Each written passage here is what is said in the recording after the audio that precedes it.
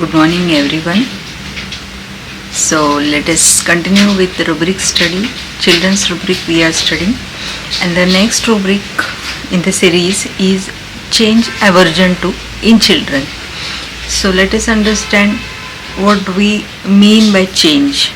So change is to become different or to make somebody or something different, to become a different thing, to make somebody or something take a different form, or the process of becoming or making something different,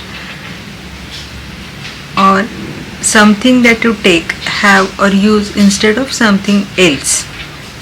Okay, so this is the meaning of change. Okay, अभी इसका हम हिंदी में meaning समझते हैं. बहुत सारे इसके meaning दिए गए हैं हिंदी में. तो पहला तो है परिवर्तन. चेंज का मतलब है परिवर्तन, बदलना, बदली करना, तब्दीली करना.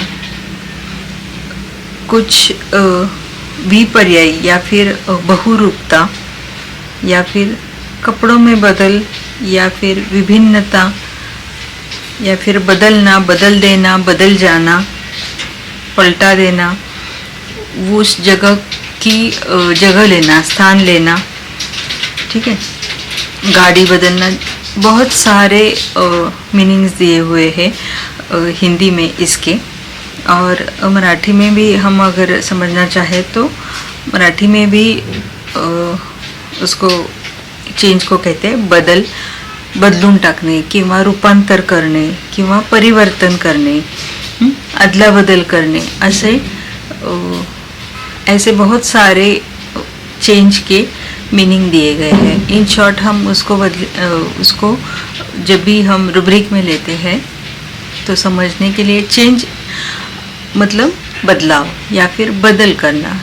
कुछ भी चीज़ जो उसकी जगह पे थी उसको अलग कर देना. ठीक है, तो कुछ ना कुछ चेंज लाना, ऐसा.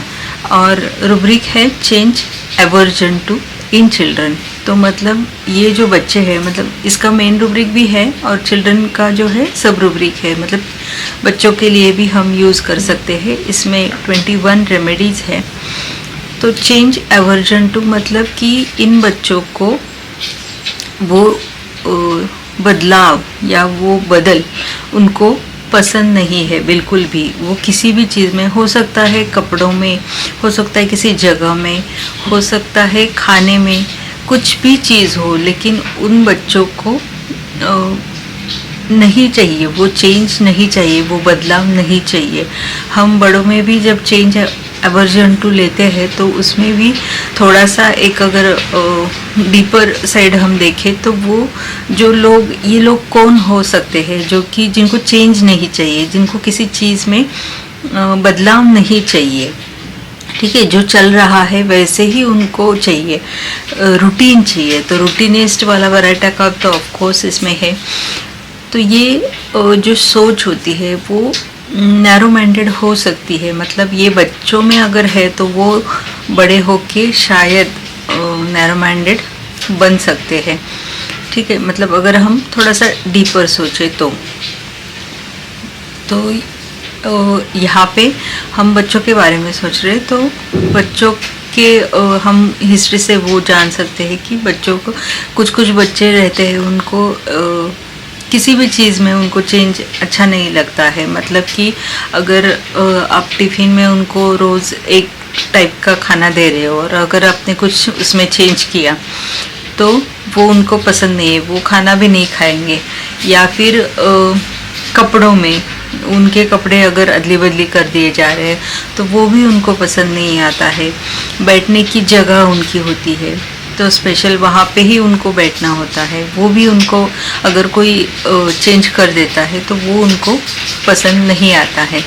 ठीक है, तो ये सारी बातें हम जब बच्चे का स्वभाव पूछ रहे होते हैं तो उससे हमको हिस्ट्री से डेफिनेटली मिल जाता है और हम अच्छे से इस रुब्रिक को यूज़ भी कर सकते हैं.